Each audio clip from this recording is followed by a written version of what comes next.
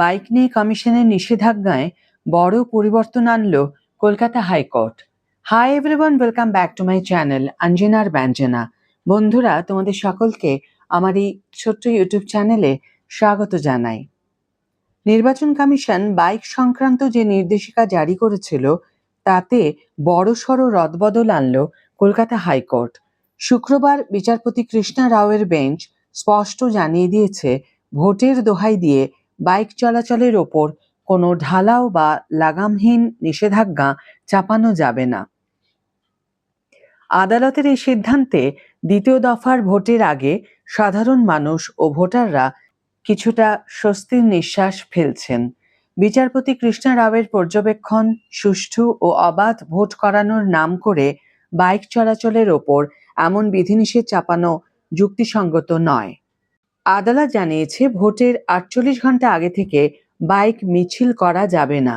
এই নিয়ম বহাল থাকলেও সাধারণ মানুষের নিত্য প্রয়োজনীয় যাতায়াতের অধিকারে হস্তক্ষেপ করা আইনত সমর্থনযোগ্য নয়। কলকাতা হাইকোর্টের নতুন নির্দেশ অনুযায়ী নিয়মগুলি হল: 1. ভোটের 48 ঘন্টা আগে থেকে বাইক মিছিল পুরোপুরি নিষিদ্ধ। 2. ভোটের দিন সকাল 6টা থেকে সন্ধে 6টা পর্যন্ত ভোটাররা বাইক নিয়ে ভোট কেন্দ্রে যেতে পারবেন। 3. জরুরি পরিস্থিতি, পারিবারিক অনুষ্ঠান কিংবা সন্তানকে স্কুল কলেজে পৌঁছে দেওয়ার কাজে বাইকে আরোহী নিয়ে যাতায়াত করা যাবে। 4. ওলা, উবেরের মতো অ্যাপ বাইক পরিষেবা এবং অনলাইন ফুড ডেলিভারি সংস্থাগুলিকে এই নিষেধাজ্ঞার আওতার বাইরে রাখা হয়েছে। 5. অফিস যাত্রীরা সঠিক পরিচয়পত্র সঙ্গে রাখলে বাইক নিয়ে যাতায়াত করতে পারবেন।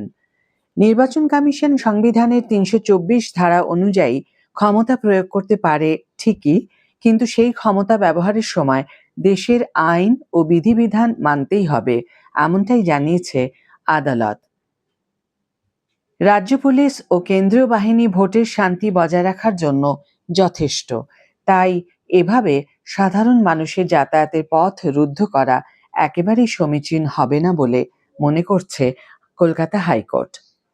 রাজ্যের সমস্ত সরকারি কর্মচারী এবং সাধারণ নাগরিক যারা কাজের প্রয়োজনে বা ভোট দিতে বাইক ব্যবহার করেন, তাদের জন্য এই রায় অত্যন্ত গুরুত্বপূর্ণ।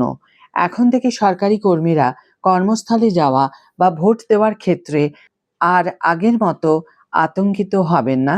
তবে ট্রাফিক নিয়ম এবং কমিশনের অন্যান্য নির্দেশিকা অবশ্যই মেনে চলতে হবে।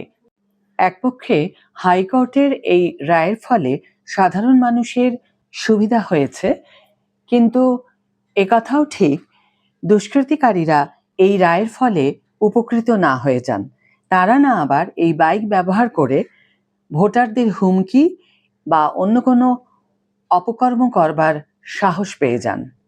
সেদিকে নির্বাচন কমিশনকে তীক্ষ্ণ নজর রাখতে হবে ভোট শান্তিপূর্ণভাবে করাতে গেলে। আজকের ভিডিও এখানে শেষ করছি বন্ধুরা। ভিডিওটি যদি কার্যকর বলে মনে হয়ে থাকে তাহলে অবশ্যই একটি ছোট্ট করে লাইক দিও, শেয়ার করো বন্ধুদের সাথে, কমেন্ট করে জানিও তোমাদের মতামত। যারা এখন আমার চ্যানেলটিকে সাবস্ক্রাইব করোনি তারা অবশ্যই চ্যানেলটিকে সাবস্ক্রাইব করে আমার পাশে থেকো, আর যারা অলরেডি সাবস্ক্রাইব করে দিয়েছো তাদের জন্য আমার অনেক ভালোবাসা এবং অনেক ধন্যবাদ। আজ তাহলে বিদায় বন্ধু, দেখা হবে পরের ভিডিওতে। ভালো থেকো, সুস্থ থেকো, সঙ্গে থেকো।